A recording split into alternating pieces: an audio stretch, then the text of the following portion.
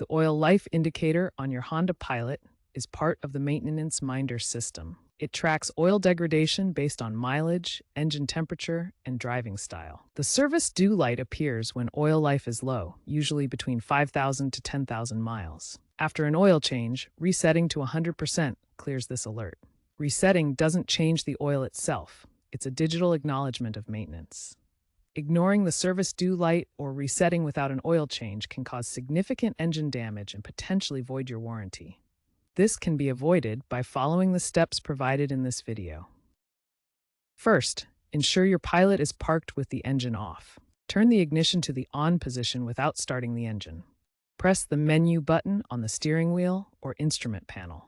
Navigate using the selector knob or buttons to vehicle settings or maintenance. Select oil life or reset and confirm the action.